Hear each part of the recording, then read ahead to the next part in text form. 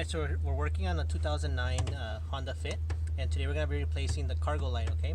So pretty much on this one we already took it out, but it's pretty simple to work. As you can see, it has a little pressure clip right here. So the way it is that you want to clip it here first, put like a little flat trim remover, anything like that, screwdriver. I recommend don't use anything metal because you could damage this since it's soft plastic.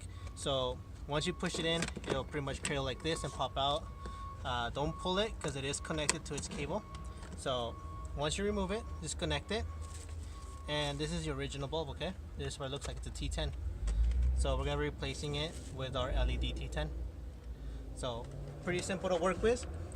You pretty much just install it the same way like the original bulb.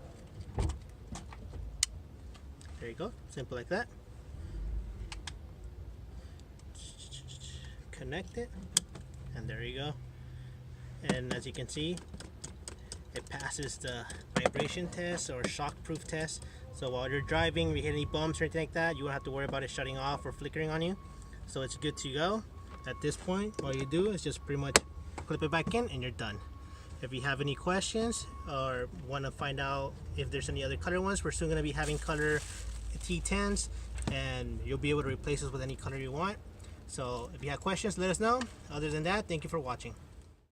Beautiful morning, you're the sun of my morning bed.